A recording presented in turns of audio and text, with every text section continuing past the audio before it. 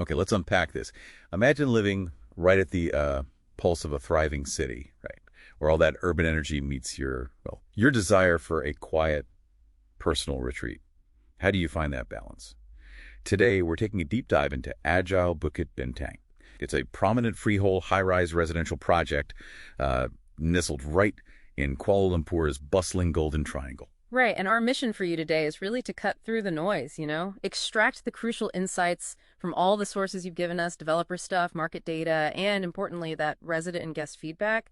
We want to help you understand whether you're looking maybe to invest or perhaps live there. What's really fascinating, I think, is how its location, it's literally sandwiched between the established Bukit Bintang shopping area and the new TRX financial hub. That location is its biggest asset, but it's also the source of its greatest challenge. Pretty severe, persistent traffic congestion. That's a huge point. Because, the sources talk about direct walkability to 3 MRT stations. Yeah. That sounds amazing for city living, right? Mm-hmm. But that traffic issue, well, it sounds like it could really throw a wrench in the works daily. Mm-hmm. So even though it's transit-oriented, why is that gridlock still such a big problem according to sources? Yeah, it's a classic urban paradox, isn't it? You've got fantastic MRT links, but the sheer density right there in that specific pocket, plus the existing roads, it creates this last mile gridlock. Sources are saying that if you're driving, leaving, or coming back during peak hours, it can almost, cancel out the benefit of being so central. It's a trade-off, definitely. And connecting this to the bigger picture, the joint venture behind it is powerful. You've got China's Agile Group and Malaysia's Tropicana Corporation, Berhad, that adds significant credibility, financial stability too, for this, RM 2.2 billion project. It's got 3 towers, one hitting 60 stories, over 1,500 units. That kind of backing, well, it's critical for something this big. Okay, so what does this all actually mean for you? If you're looking to invest in Agile Bukit Bintang, or maybe, make it your home, let's maybe start with the investor angle. Right. For an investor, Agile Bukit Bintang looks compelling for high short-term rental yields, STR yields. That freehold tenure helps a lot too. But you need to be aware the subsale market seems volatile.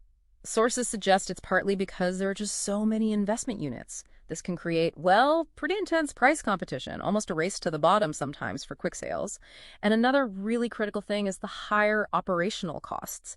That's because it's on commercial land title. Wait, commercial land title? Why is that such a big cost thing for owners, even if they live there? Yeah, it's basically down to how local government classifies and taxes things. Commercial properties.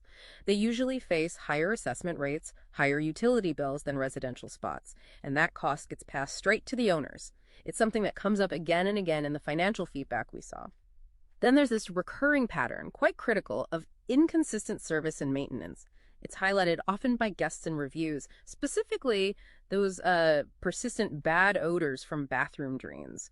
Now, that sounds minor, but it often signals deeper issues, maybe with the plumbing, the ventilation, costly to fix, and it definitely impacts satisfaction long term.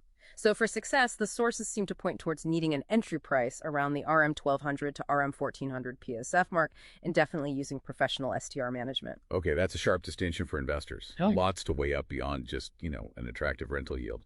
But what about someone actually wanting to live there, to call Agile Bukit Bintang home? For a resident, it really does offer an unparalleled urban lifestyle. You get that direct walkability to TRX. Pavilion KL is just 500 meters off.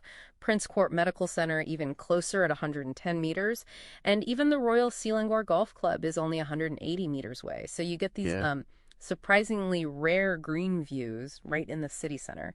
The facilities, too, they're extensive, modern, like the rainforest theme on level 10, the Sky Garden on level 60. It feels very resort-like. So pure luxury and convenience on one side, it sounds like. Yeah. But what are the trade-offs then for residents, especially with all that STR activity you mentioned? Exactly. Those facilities are great, but the high STR means, a more transient atmosphere. And yes, noise can definitely be an issue sometimes. It's less like a tight-knit community, maybe more like a hub for short stays.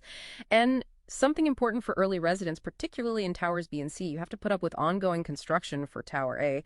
That's scheduled until late 2025. So that means noise, dust, disruption in common areas for quite some time still.